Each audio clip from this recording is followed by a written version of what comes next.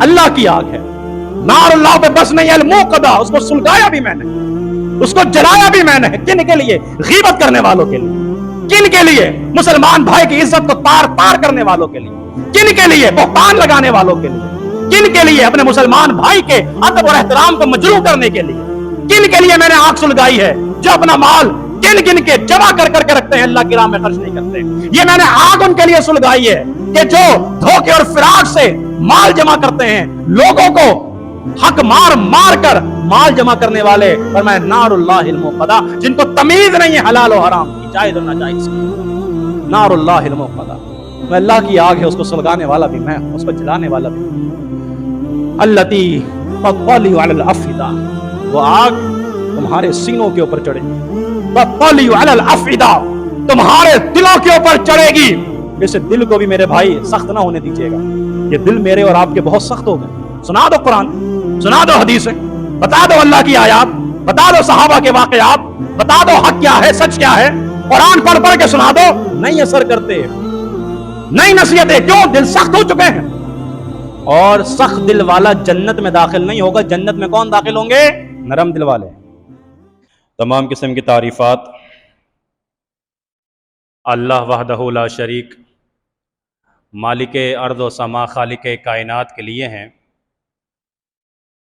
اور بے شمار درود و سلام ہو پیغمبر بحر و بر، شافی روز جزا، حضرت محمد مصطفیٰ صلی اللہ علیہ وآلہ وسلم کی ذات پر، جن کے ذریعے اللہ نے اہل کائنات کی ہدایت اور رہنمائی کا بندوبست فرمایا۔ خطبہ مسنونہ کے بعد قرآن کریم کی ایک آخری سپارے کی ایک مختصر سی صورت آپ کے سامنے تلاوت کی ہے۔ ایسی صورت ہے کہ جو تقریباً ہم میں سے ہر شخص کو زبانی یاد ہے، اور ہمارے مسجد کے ائمہ کرام بھی اکثر اس صورت کی تلاوت فرماتے ہیں۔ اگرچہ سننے میں اور پڑھنے میں ایک معمولی سی صورت یہ دکھتی ہے، لیکن جب اس کے معانی، مطالب اور تشریح کے اوپر غور کیا جاتا ہے تو پتہ چلتا ہے کہ یہ صورت ہمارے معاشرتی برائیوں کے حوالے سے اور پھر ان برائیوں کے انجام کے حوالے سے ہماری بہترین رہنمائی فرماتی ہے۔ بیٹا کرسی کم پڑھ لی، کرسی نکال کے تو اندر سے بہترین عکاسی کرتی ہیں، تو لہذا آج کے اس مختصر سے خطبہ جمعہ میں آپ دوستوں کے سامنے اسی صورت کے حوالے سے چند گزارشات اس دعا کے ساتھ رکھنی ہے کہ اللہ رب العالمین سننے اور سنانے کے بعد عمل کرنے کی توفیق عطا فرمائے۔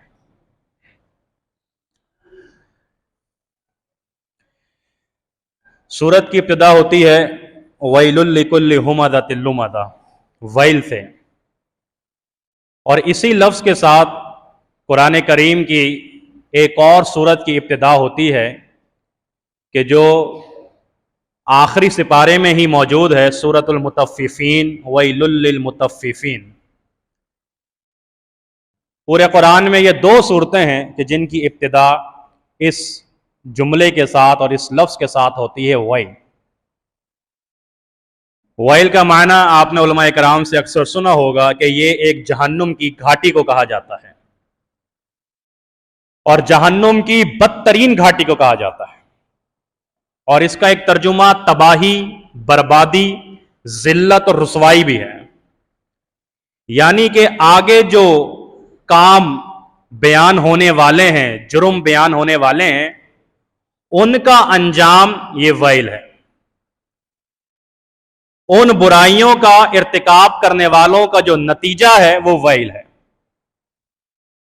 کہ ہم ان کو ذلت اور رسوائی کے ساتھ، تباہی اور بربادی کے ساتھ جہنم کی بدترین گھاٹی کے اندر داخل کر دیں گے۔ اللہ ہم سب کو محفوظ فرمائے۔ اب نتیجہ تو پہلے ہی پتا چل چکا ہے کہ ان برائیوں کا جو ابھی آگے بیان ہونے والی ہے اس کا نتیجہ جہنم کی بدترین گھاٹی ہے. تو پہلے سے ہی میں اور آپ اپنا ذہن بنا لیں کہ وہ برائیاں اگر میرے اندر موجود ہیں، آپ کے اندر موجود ہیں، میری مائیں بہنیں موجود ہیں، اگر ان کے اندر بھی ہیں تو ہم نے اللہ سے یہ دعا کرنی ہے کہ اللہ رب العالمین ہمیں اس سے محفوظ فرمائے، کیونکہ یہ معاشرے کی بدترین برائیاں ہیں. اور جب یہ برائیاں جنم لیتی ہیں تو پورا معاشرہ تباہی کے دہانے پر پہنچ جاتا ہے. اگر یہ برائیاں کسی برادری کے اندر جنم لیتی ہیں وہ برادری تہس نہس ہو جاتی ہے. کسی گھر کے اندر اگر یہ برائیاں جنم لے لیں وہ گھر برباد ہو جاتا ہے، لڑائیاں، جھگڑے، تنازعات.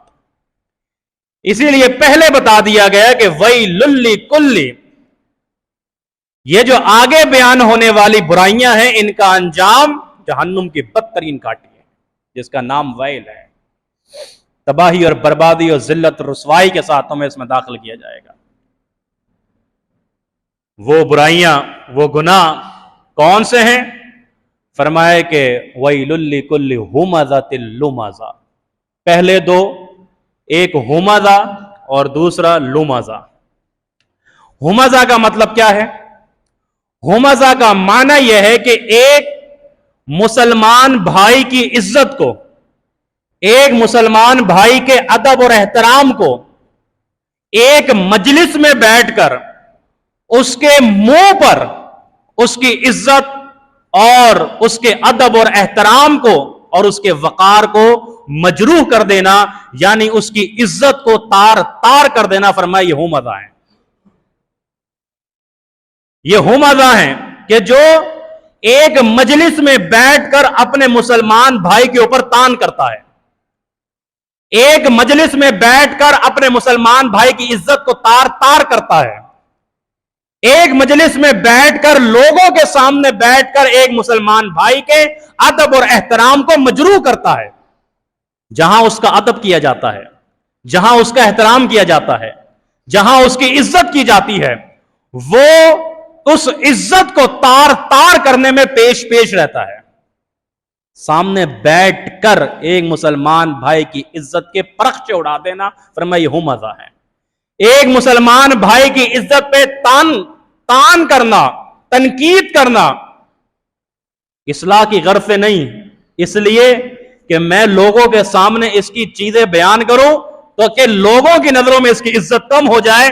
فرمائے کہ بدترین معاشرتی گناہ ہے یہ، اور اس کا انجام بدترین گھاٹی ہے. ہمزہ سمجھ میں آیا؟ ہمزہ کا مطلب یہ ہے کہ سامنے بیٹھ کر، لوگوں کے ساتھ بیٹھ کر، مجلس میں بیٹھ کر بھائی مسلمان بیٹھا ہوا ہے اس کی عزت کو تار تار کر رہا ہے. فرمائے ہمزہ ہے. لمزہ کسے کہتے ہیں؟ فرمایا کہ لمزہ وہ لوگ ہیں، وہ کام کرنے والے ہیں کہ جو کرتے تو یہی ہیں، عیب جوئی، بہتان لگاتے ہیں، الزام تراشیاں کرتے ہیں، غیبتیں کرتے ہیں، مسلمان بھائی کی عزت کو تار تار کرتے ہیں، بیٹھتے بھی ایک ہی مجلس میں بیٹھ کے کرتے ہیں، لیکن جس کی کر رہے ہوتے ہیں وہ اس مجلس میں موجود نہیں ہوتا ہے. آپ اس کو کیا سمجھتے ہیں؟ بہت اچھا آدمی، ارے بھائی وہ تو ایسا ہے. آپ نے کیا سمجھا ہے؟ بڑی اس کا ادب احترام ہے. نہیں، اس کے ساتھ تو یہ معاملہ ہے. فرمائے کہ وَيْلٌ لِّكُلِّ ہُمَزَةٍ لُمَزَةٍ، سامنے یا پیٹھ پیچھے اپنے مسلمان بھائی کی عزت کو تار تار کرنے والا یہ ہمزہ اور لمزہ ہے.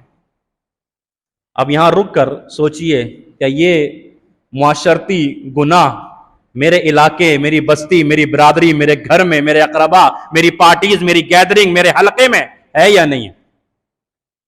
عزتوں کو اچھالا جاتا ہے کہ نہیں اچھالا جاتا؟ برائیاں کی جاتی ہیں اپنے مسلمان بھائی کی نہیں کی جاتی؟ اس کی عزت کے اوپر حملے کیے جاتے ہیں کہ نہیں کیے جاتے؟ کیے جاتے ہیں. اس کا وقار مجروح کیا جاتا ہے، اس کا ادب احترام کم کیا جاتا ہے. اور فرمایا کہ اللہ اکبر، قرآن مجید کا انداز دیکھیں، رب العالمین جس انداز سے یہ بات بیان کر رہا ہے. ہمزہ اور لمزہ یہ جملے ہیں ہی مبالغے کے، یہ صیغے ہیں ہی مبالغے کے، لیکن آگے ہومزہ کے آگے بھی توجہ سنیے گا، ہومزہ کے آگے بھی اور لومزہ کے آگے بھی اللہ نے گول تا کا اضافہ کیا ہے۔ گول تا کا اضافہ کرنے کا مطلب یہ ہے کہ یہ جو اپنے مسلمان بھائی کی عزت اور وقار کو مجروح کرتے ہیں، اب ان کے پاس کوئی دوسرا کام ہی نہیں ہے اس کام کے علاوہ۔ اس کام کے علاوہ جہاں بیٹھیں گے یہ کام کریں گے، جہاں بیٹھیں گے غیبتیں کریں گے، جہاں بیٹھیں گے الزام تراشیاں کریں گے، جہاں بیٹھیں گے ادب و احترام کو مطلب مسلمان بھائی کی کم کریں گے، مجروح کریں گے۔ اس کے علاوہ ان کے پاس کوئی کام بچا ہی نہیں ہے۔ وہ مثال دی جاتی ہے نا، بزرگ دیتے ہیں اکثر، کہ ایک تو کریلا کڑوا اوپر سے نیم چڑھا، ایک تو کریلا کڑوا ہے اور اس کے بعد نیم چڑھا، یعنی کہ مزید کڑواہٹ، اور ان لوگوں کے پاس اب دوسرا تیسرا کوئی کام بچا ہی نہیں۔ 4 بندے بیٹھیں گے 5ویں کی برائیاں، 3 بیٹھیں گے 4تھی کی برائیاں، اور اس کی برائیاں، اس کی عزت تار تار کریں گے جس کی معاشرے میں کوئی مقام اور مرتبہ ہوگا۔ فرمایا وَيْلٌ لِكُلِّ هُمَزَةٍ لُمَزَةٍ۔ اللہ اکبر، مبالغے کا صیغہ استعمال کر کے اللہ نے بتا دیا کہ بعد آ جاؤ، کہیں یہ تمہاری عادت ثانیہ نہ بن جائے، کہیں یہ تمہاری دوسری عادت نہ بن جائے کہ تم جہاں بیٹھو یہ کام کرنے اور یہ گناہ کرنا شروع ہو جاؤ، لہذا اس سے بعد آ جاؤ۔ ایک مثال دی جاتی ہے کہ ایک شخص ہے، وہ کھجور بیچ رہا ہے، اور کھجور بھی بہت اعلیٰ قسم کی نہیں، ردی کھجور جو ہوتی ہے وہ بیچ رہا ہے، گھٹیا قسم کی کھجور ہے۔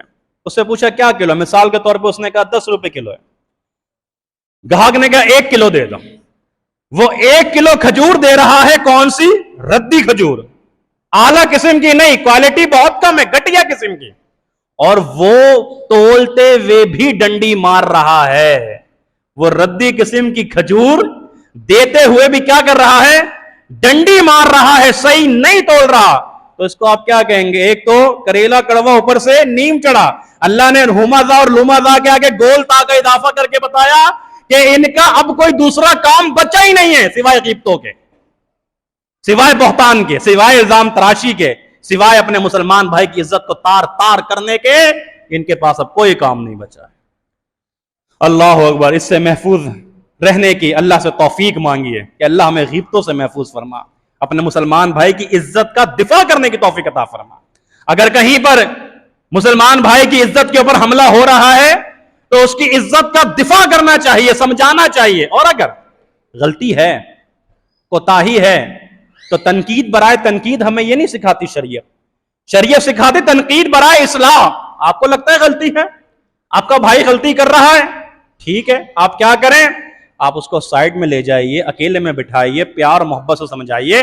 آپ کا کام پہنچانا ہے، سمجھانا ہے۔ اس کے بعد اس راز کو، اس معاملے کو جو اس کے اندر کوتاہی ہے، ایک قبر بنائیے اس سینے میں اور اس کو وہاں دفن کر دیجیے۔ آپ لوگوں کے عیوب کے اوپر پردہ ڈال دیجیے، لوگوں کی خامیوں کے اوپر پردہ ڈال دیجیے۔ اگر آپ کو پتہ چل جائے اللہ رب العالمین آپ کے عیوب پہ پردہ ڈال دے گا، میں اور آپ کون سے دودھ کے دھلے ہوئے؟ غلطیاں تو ہیں نا، کوتاہیاں تو ہم میں بھی ہیں، لیکن اگر کسی کی کوتاہی اور غلطی کا پتہ چل جائے اس کے اوپر پردہ ڈال دو، تاکہ اللہ رب العالمین میرے گناہوں پہ پردہ ڈال دے، تاکہ اللہ میرے عیوب کے اوپر پردہ ڈال دے۔ اپنے دلوں کو صاف رکھیے، اپنے دل کو اس حسد اور بغض اور نفرت سے اپنے سینے کو بالکل صاف اور شفاف رکھیے۔ یہ سارا میل کچیل نکال کے پھینک دیجیے، خیر رکھیے اپنے مسلمان بھائی کے لیے، اپنے سینے کے اندر خیر رکھیے، شر کو جگہ بھی نہ دیں، ذرے کے برابر بھی جگہ نہ دیں۔ سیکھیے نبی رحمت صلی اللہ علیہ وآلہ وسلم سے۔ حدیث میں آتا ہے کہ محمد رسول اللہ صلی اللہ علیہ وآلہ وسلم ایک دعوت میں پہنچے، کھانا تناول فرمایا،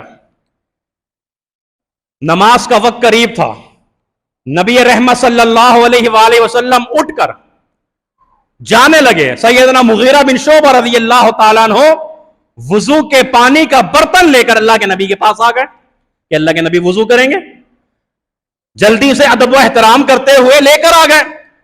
نبی رحمت صلی اللہ علیہ وسلم نے مغیرہ بن شعبہ رضی اللہ تعالیٰ عنہ کو جھڑک دیا، کہا پیچھے ہٹ جاؤ۔ نبی رحمت صلی اللہ علیہ وسلم نے اس انداز کے ساتھ مغیرہ بن شعبہ کو جھڑک دیا۔ سیدنا مغیرہ بن شعبہ رضی اللہ تعالیٰ عنہ بڑے پریشان ہوئے کہ یہ کیا ہوا، مجھ سے کوئی غلطی ہو گئی؟ مجھ سے کوئی کوتاہی ہو گئی, اللہ کے نبی علیہ السلام نے مجھے اس طریقے سے راستے سے ہٹا دیا. اللہ اکبر. یہ سوچتے سوچتے صف میں آئے, نماز نبی رحمت صلی اللہ علیہ وسلم پڑھا رہے ہیں, نیت باندھ لی ہے, لیکن دماغ میں چل رہا ہے کہ میری ایسی کون سی غلطی ہو گئی, کہیں اللہ کے نبی صلی اللہ علیہ وآلہ وسلم اب میرے بارے میں کیا سوچ رہے ہوں گے. اب تو نماز پڑھنا تو اوپر ہو گیا کہ آخر نبی رحمت صلی اللہ علیہ وسلم کہیں ناراض تو نہیں ہو گئے, کہیں ان کے دل میں میرے لیے کوئی بات تو پیدا نہیں ہو گئی. سلام پھیرنے کے بعد اپنے دائیں جانب دیکھا تو امیر المومنین سیدنا عمر بن خطاب رضی اللہ تعالیٰ بیٹھے تھے. فوراً سیدنا عمر بن خطاب رضی اللہ تعالیٰ عنہ سے مغیرہ بن شعبہ نے سارا واقعہ بیان کیا. آپ جا کے پوچھے تو صحیح اللہ کے نبی سے کہ میں کوئی غلطی کر گیا ہوں, کہیں ایسا تو نہیں کہ اللہ کے نبی مجھ سے ناراض ہو گئے, کہیں ایسا تو نہیں کہ ان کے سینے میں میرے لیے کوئی بات پیدا ہو چکی ہے, جا کے معلوم کیجئے, میں پریشان ہو چکا ہوں, میرے نماز پڑھنا مشکل ہو گیا تھا. عمر بن خطاب رضی اللہ تعالیٰ جا کر پوچھتے ہیں تو نبی رحمت صلی اللہ علیہ وآلہ وسلم جواب دیتے ہیں, عمر, محمد رسول اللہ صلی اللہ علیہ وسلم کے سینے میں اپنے کسی بھی جانثار صحابی اور ساتھی کے لیے کبھی بھی کوئی شر کی بات پیدا نہیں ہوتی, ہمیشہ خیر ہی خیر رہتی ہے, ہمیشہ خیر رہتی ہے اپنے مسلمان بھائی کے لیے, اپنے مسلمان بھائی ساتھی کے لیے.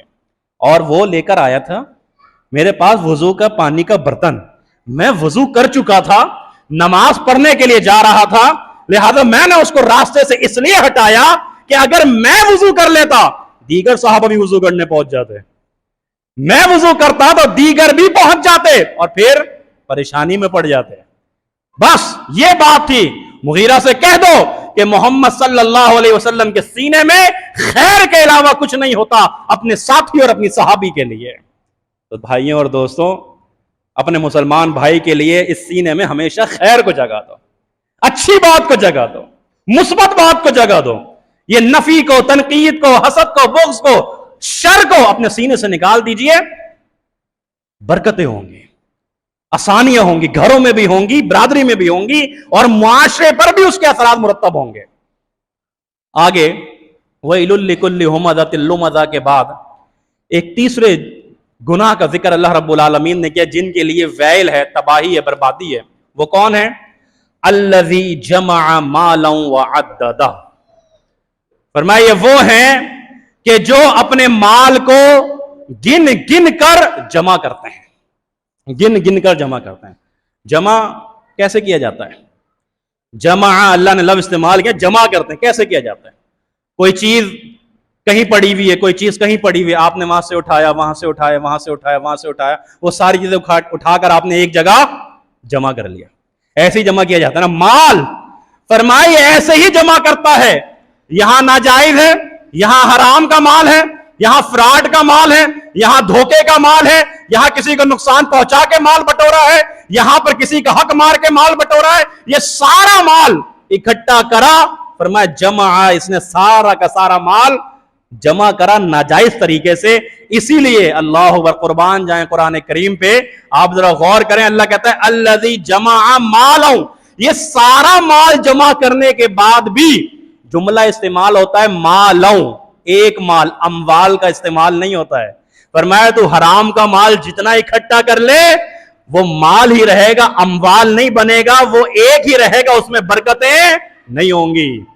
قرآن سے کہا رہا ہے الذی جمع مال, تو جتنا ناجائز, حرام, فراڈ, دھوکہ, نقصان, سود, لوگوں کو نقصان پہنچا کے, حق مار کے, تو جتنا مال بھی جمع کر لے برکت نہیں ہوگی. یاد رکھو الذی جمع, جبھی اللہ نے کہا جمع مالوں, یہ مال جمع کرے گا, اموال نہیں بن سکتے. وہ اموال کب بنیں گے؟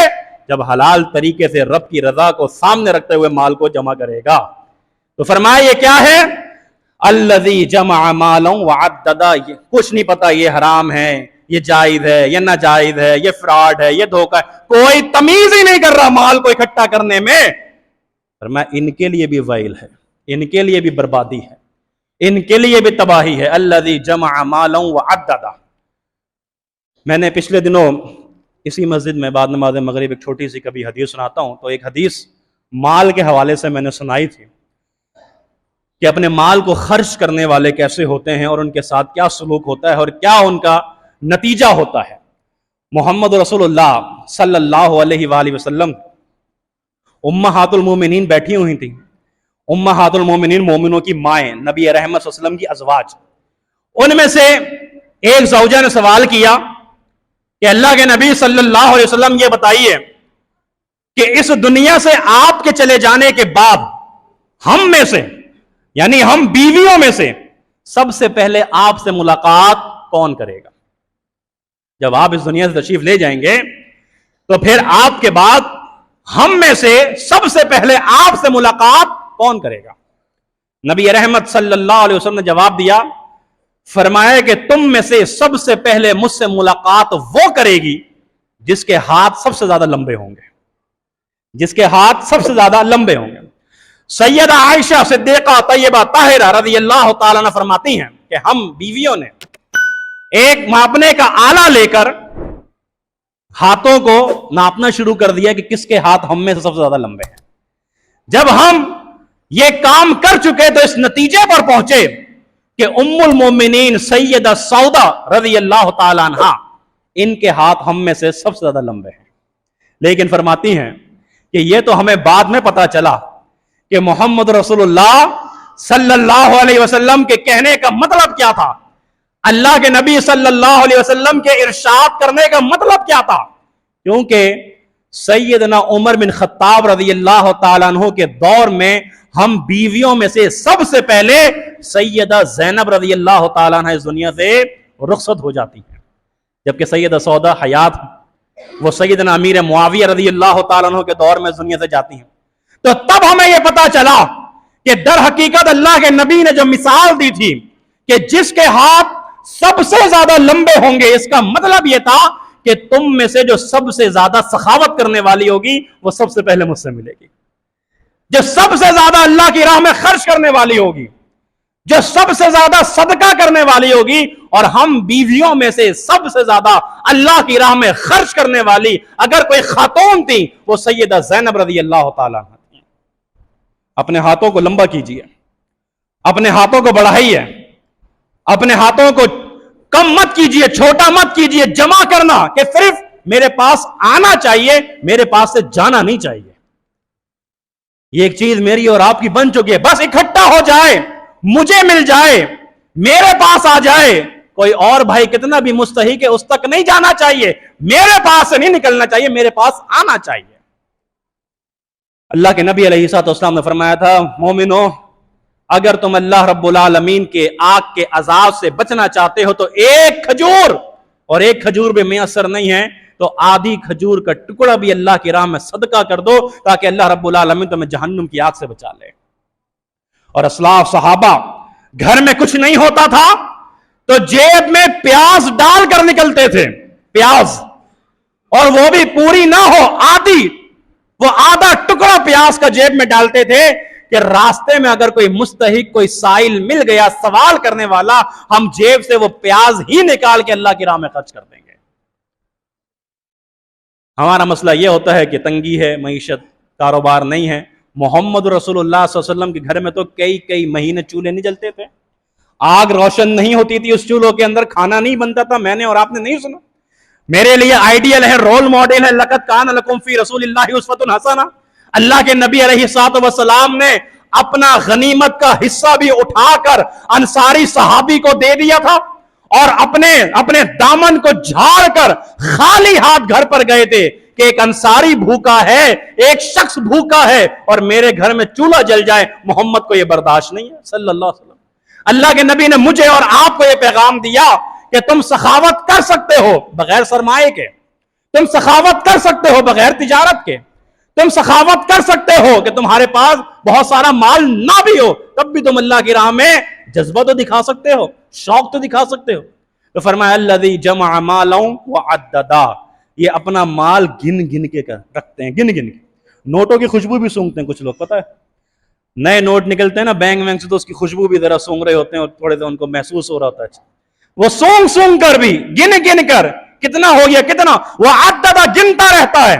اللہ آگے نا ایک سمجھ لیں ایک طرح سے استہزاء ہے، مذاق اڑایا اس بندے کا. فرمایا یحسب ان مالہ اخلدا، تو کیا سمجھتا ہے یہ جس کو تو مال کو گن کے رکھ رہا ہے، جمع کر کر کے رکھ رہا ہے. یحسب ان مالہ اخلدا, یہ مال تجھ کو ہمیشہ رکھے گا؟ کیا تو ہمیشہ رہے گا اس مال کے ساتھ؟ نہیں بھائی, یہ مال تیرا یہاں رہ جائے گا, اعمال تیرے ساتھ جائیں گے. یہ تو تیرے بچے لڑ رہے ہوں گے, وراثت کے اوپر لڑائیاں ہو رہی ہوں گی کہ کس کا حق کتنا ہے, کورٹ کچہری ہو رہی ہوگی, کیس ہو رہے ہوں گے, نہ جانے اور کیا کچھ ہو رہا ہوگا تیرے مال کے پیچھے. تیرے ساتھ اموال جا رہے ہو, تیرے ساتھ اعمال جا رہے ہوں گے, تیرے ساتھ تیری نیکیاں جا رہی ہوں گی. تو فرمایا کہ یحسب ان مالہ اخلدا, وہ خالی ہاتھ جائے گا, کچھ نہیں ہوگا. اور خود ہی پھر اللہ نے جواب بھی دیا, کلا, اللہ نے کہا ہرگز نہیں, کوئی فائدہ نہیں پہنچائے گا تیرا مال تجھ کو, کوئی نجات نہیں ملے گی اس مال سے جو اللہ کی راہ میں خرچ نہ ہو, کوئی فائدہ نہیں ہوگا اس مال کا جس کو تو نے کسی کا حق مار کے لیا ہو, دھوکہ دے کے دیا ہو. کوئی فائدہ نہیں ہے اس سود کے مال کا, اس حرام مال کا. کلا, ہرگز نہیں. بلکہ ہوگا کیا؟ اللہ کہتا ہے لَيُنبَذَنَّ فِي الْحُطَمَةِ, تجھے تیرا مال تو کوئی فائدہ نہیں پہنچائے گا. تو لوگوں کی برائیاں غیبتیں کرتا رہا, تجھے کوئی فائدہ نہیں پہنچا. تو لوگوں کی عزتیں تار تار کرتا رہا, تجھے کوئی فائدہ نہیں پہنچا. اب تیرے ساتھ ہوگا کیا؟ لَيُنبَذَنَّ فِي الْحُطَمَةِ. اللہ اکبر. اللہ کہتا ہے کہ ہم ان کو حطمہ میں پھینک دیں گے, پھینک دیں گے. القا کہتے ہیں ڈالنے کو, ڈال دیا جائے گا. اللہ نے کہا لَيُنبَذَنَّ, نون با اور زال, نبز, اس کو کہتا ہے پھینکنا. لَيُنبَذَنَّ فِي الْحُطَمَةِ, ڈالیں گے نہیں, لَيُنبَذَنَّ فِي الْحُطَمَةِ, پھینک دیں گے حطمہ میں. اللہ رب العالمین ان معاشرتی برائیوں کے اوپر غصہ کہ تم اس کا ارتکاب کرو گے تو یہ نہ سمجھنا کہ تمہیں نجات مل جائے. لَيُنبَذَنَّ فِي, ہم تمہیں ڈالیں گے نہیں, پھینکیں گے. لَيُنبَذَنَّ فِي الْحُطَمَةِ. اور حطمہ کا مطلب کیا ہے؟ حطمہ ہے جہنم کی گھاٹی, لیکن حطمہ کا جو لفظی ترجمہ ہے نا وہ یہ ہے کہ آپ مثال کے طور پہ ایک پتا ہے وہ سوکھ جاتا ہے, کڑک ہو جاتا ہے, آپ اس کے اوپر پاؤں رکھتے ہیں وہ کیا ہو جاتا ہے؟ ختم ہو جاتا ہے, وہ بالکل چورا چورا ہو جاتا ہے. فرمایا اس طرح تمہیں اس حطمہ میں چورا چورا کر دیا جائے گا. اللہ مجھے اور آپ کو محفوظ رکھے. لَيُنبَذَنَّ فِي الْحُطَمَةِ, ہم تمہیں حطمہ میں پھینکیں گے, اور حطمہ یہ ہے کہ تمہیں اس میں پھینک کر ہم تمہیں چورا چورا کر دیں گے, اور دوبارہ پیدا کرنے پہ بھی ہم قادر ہیں. موت تو ہے ہی نہیں نا, موت کو تو موت آ جائے گی نا, عذاب سے دو چار ہوتے رہو گے. آگے اللہ کہتا ہے وما ادراک مل حطمہ. یہ ذرا غور طلب ہے, توجہ تو سنیے گا. اللہ نے بتا دیا حطمہ میں پھینک دیں گے, حطمہ تمہیں چور چور کر دے گی, کیونکہ تم غیبتیں کرتے تھے, تم برائیاں کرتے تھے, تم تان کرتے تھے, لان تان کرتے تھے, تم لوگوں کی چغلیاں کرتے تھے, تم مسلمان بھائی کی عزت کو تار تار کرتے تھے, تم اپنا مال گن گن کے رکھتے تھے, اللہ کی راہ میں خرچ نہیں کرتے تھے, تو تمہیں حطمہ میں پھینکیں گے. وما ادراک مل حطمہ. پھر آگے اللہ نے سوال کیا تم کیا جانو حطمہ کیا ہے؟ اللہ اکبر, تم کیا جانو حطمہ کیا ہے؟ یہ جملہ, یہ لفظ, یہ آیت, اللہ اکبر. اکثر لوگ کسی سے اگر کوئی مسئلے مسائل پیدا ہو جائے نا, تو وہ جب کوئی بڑا, کوئی چودھری یا وڈیرا یا کوئی اور پاورفل آدمی ہوتا ہے, وہ کہتا ہے نا جانتے نہیں ہو مجھے میں کون ہوں. کبھی کبھی دھمکی لگا کے کہتے ہیں نا ڈرانے کے لیے, جانتے نہیں ہو میں کون ہوں. اللہ نے کہا وما ادراک مل حطمہ, تم جانتے نہیں ہو حطمہ ہے کیا, ہم تمہیں بتاتے ہیں حطمہ ہے کیا. اللہ نے کہا تم جانتے نہیں ہو حطمہ ہے کیا, تھوڑا سا مجھے اور آپ کو جھنجھوڑنے کے لیے, ڈرانے کے لیے. ایک عام آدمی جب یہ کہتا ہے, یعنی جو آدمی جس کے پاس کوئی طاقت ہو, پاور ہو, جانتے نہیں ہو مجھے میں بتاؤں گا پھر تمہیں, تو تھوڑا سا بندہ ہوتا ہے بیک مارتا ہے کہ شاید کوئی ہے. اللہ نے کہا تم جانتے نہیں ہو حطمہ ہے کیا, ہم بتاتے ہیں. اگلی آیت میں اللہ نے بتایا حطمہ کیا ہے, نار اللہ الموقدہ. نار اللہ, پورے قرآن میں آگ کا ذکر, عذاب کا ذکر, جہنم کا ذکر اور دیگر اللہ رب العالمین کے عذاب کا ذکر ہے, لیکن پورے قرآن میں یہ لفظ نار اللہ, حطمہ آگ ہے, حطمہ آگ ہے, اور آگ بھی کس کی؟ اللہ کی. نار اللہ, یہ پورے قرآن میں کہیں یہ جملہ نہیں ہے جہاں یہ اللہ نے بیان کیا اس سے پہلے کی جو برائیاں ہیں تو سمجھ لیجئے وہ کتنے سنگین گناہ ہیں. اس کو میں نے اور آپ نے معمولی سمجھا ہوا ہے, بیٹھ کر دو تین کے ساتھ بیٹھ کر برائیاں عزت تار تار کرنا, गैदरिंग के अंदर, शादी ब्याह के अंदर, तकरीबात के अंदर बैठ के बुराइयां करना, जिसको मैंने और आपने हल्का लिया हुआ है, अल्लाह कहता है नारुल्लाह, वो अल्लाह की आग है, होतामा अल्लाह की आग है। अच्छा, अल मुक़दा, ये जुमला भी अल्लाह ने कहा आग भी मेरी है, सुलगाई भी मैंने है। आग भी मेरी है और सुलगाई भी मैंने है।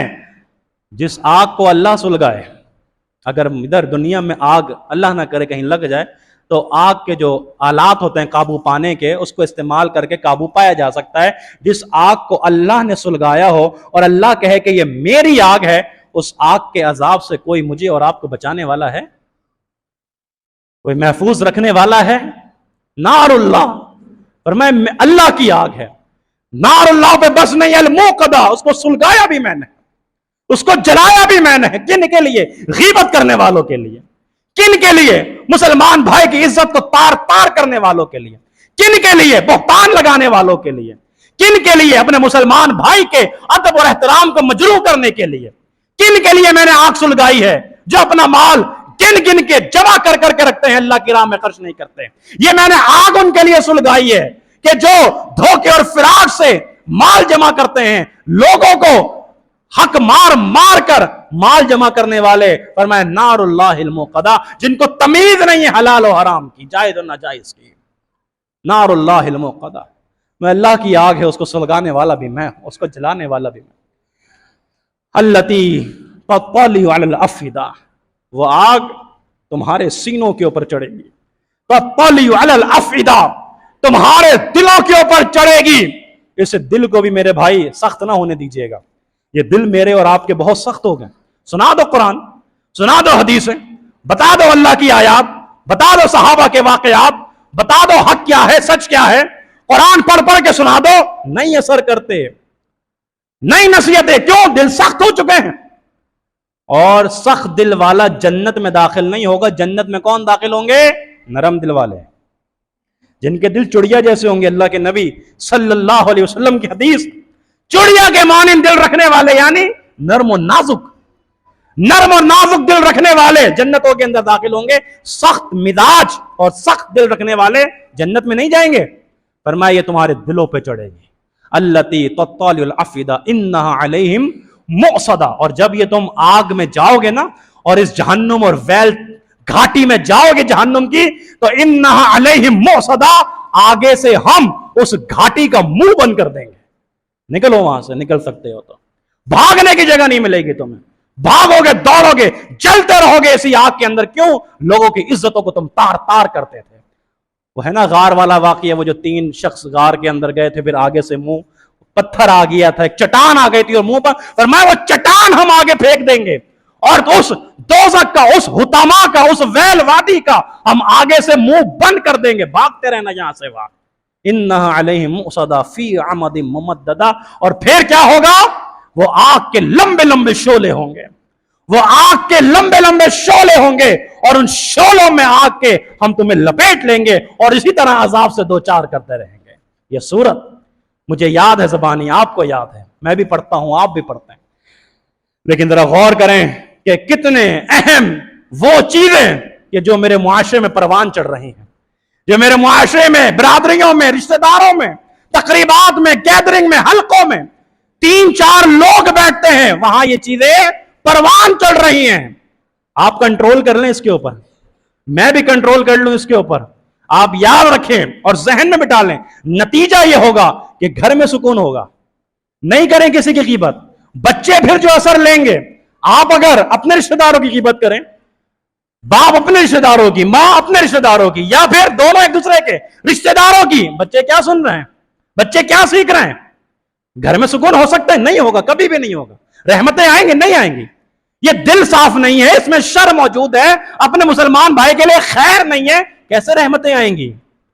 आइए आज के खुतबा जुमा में तहिया करें, ये इरादा करें और ये पैगाम लेकर जाएं कि हमने कभी भी किसी भी मोड़ पे, किसी भी जगह पे अपने मुसलमान भाई की इज्जत को नहीं उछालना, नहीं उछालना। हमने उसकी इज्जत को तार तार नहीं करना, हमने उसका अदब एहतराम करना। अगर कोई करता भी है, मैं दिफा करूंगा उसका, क्योंकि मेरा मुसलमान भाई है, उसकी इज्जत मेरे लिए सबसे बढ़कर है। اس کا ادب میرے لیے سب سے بڑھ کر ہے. میرا مومن بھائی ہے, میرا مواحد بھائی ہے. اسی طرح بہنیں بھی, مائیں بھی سوچیں کہ ہم اس طرح ہرگز نہیں کریں گے تاکہ میرے بچے اور بچوں کی تربیت بھی اچھی ہو اور میرے گھر میں سکون ہو, میرے معاشرے میں سکون ہو, میری برادری میں سکون. سکون چاہتے ہیں, ان چیزوں کو اپنائیے, ایک دوسرے کے ساتھ محبت کیجئے, ایک دوسرے کو معاف کیجئے, اپنے دل کے ایریے کو اپنے مسلمان بھائیوں کے لیے صاف کیجئے تاکہ اللہ رب العالمین ہمیں ان عذاب سے محفوظ رکھے. اللہ رب العالمین سے دعا ہے, یا اللہ جو کچھ سنا ہے سنایا ہے اس پہ عمل کرنے کی توفیق عطا فرما. اللہ ہم سب کے دلوں کے اندر محبت پیدا فرما. یا اللہ بغض سے, حسد سے, نفرت سے, کینے سے یا اللہ ہمارے دلوں کو پاک کر دے. یا اللہ ہماری برادریوں میں, ہمارے رشتہ داروں میں, ہمارے خاندان میں محبت پیدا فرما. ہمیں ایک دوسرے کا خیر خواہ بنا. یا اللہ جب تک ہم زندہ ہیں اسلام پہ زندہ رکھنا, اور موت دو تو شہادت کی موت نصیب فرمانا.